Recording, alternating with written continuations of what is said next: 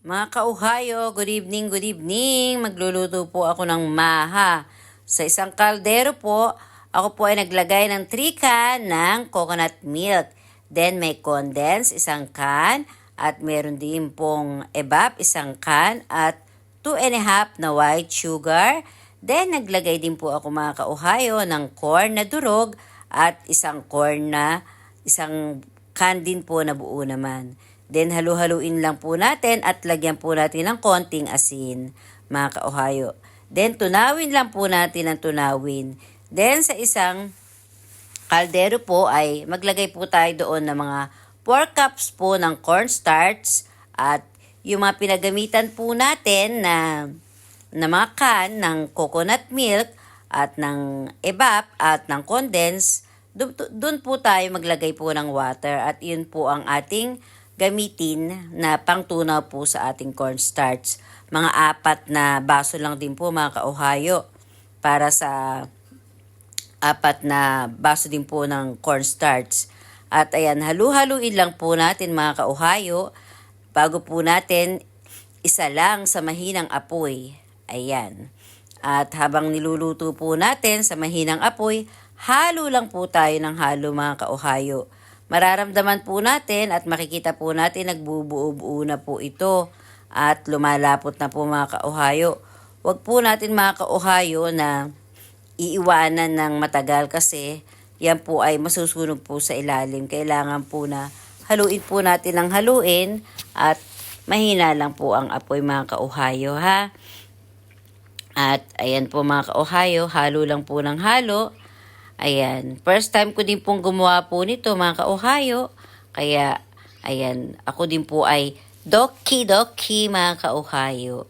At ang ipang flavor ko nga po pala mga kauhayo, pwera po sa corn, ay maglalagay po ako mga kauhayo sa ibabaw po nito ng cheese na ginadgad at peanut po na pinulburon ko po mga kauhayo. Ayun. Para mas masarap naman po ang ating maha. Mga kauhayo, sulit-sulitin na po natin. Ayan.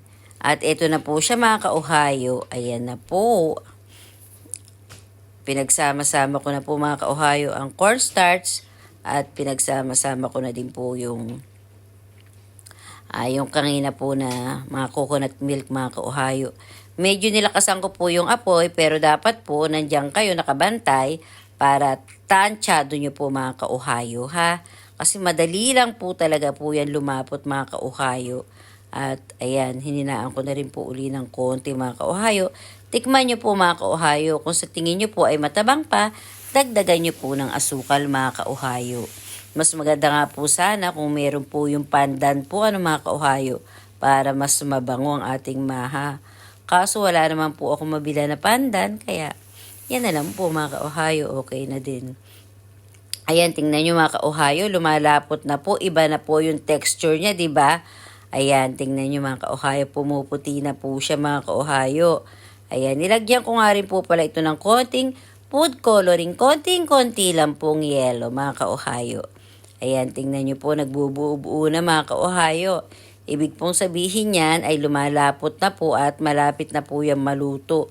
Ang bilis lang po magluto ng maha mga kauhayo. Hindi ka po masyadong mapapagod sa pagluluto po ng maha. Hindi po kagaya sa biko na matagal po ang haluan mga kauhayo dahil po yun ay talagang pinapakunat.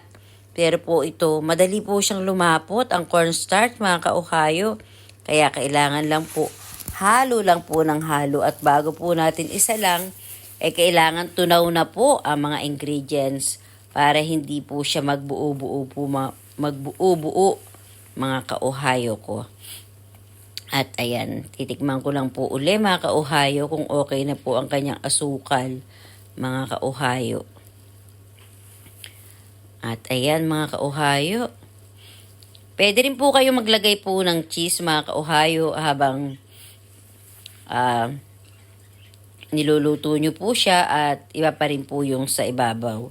Pero po ako hindi ko na po siya nilagyan po ng cheese sa habang niluluto. At ayan na mga kauhayo, ang bilis. Ayan na, ilagay ko na po kaagad kasi mga kauhayo, mabilis pong tumigas ang maha kaya once na lumapot, ilipat nyo na po kaagad. Kaya kailangan nakaredy na rin po ang inyong Tupperware, ang inyong mga lalagyan dahil mabilis pong tumigas mga kauhayo ang maha. At ayan, ihulma nyo na po siya dyan mga kauhayo. At ayan, pantayin nyo po. Ayan po ang aking nagawa. 2 malaking Tupperware at 2 maliit na Tupperware. Ayan. At yung 2 malaki, dadaling ko po sa aking kapatid dahil anniversary po ng kanyang salon. Yung 2 maliit ay sa amin naman po. At ito na po, nalagyan ko na po siya ng flavor. Cheese po yung nasa kaliwa. At ito naman po ay peanut, mga kauhayo. At yan din po yung sa amin, yung peanut at yung cheese. Ayan mga kauhayo, salamat po. God bless us at marami po salamat. Kain po tayo mga kauhayo. Ito po ang aking maha ni Kauhayo. Kain po, marami po salamat. Paki-follow, paki-like, paki-share po mga kauhayo. God bless us at maraming salamat po. Gawa na rin po kayo mga kauhayo. Madali lang po, try ninyo. Pwede rin po itong pang negosyo. Mga kauhayo, madaling-madali lang po at masarap pa. Ayan na po. Salamat. Bye-bye. Paalam.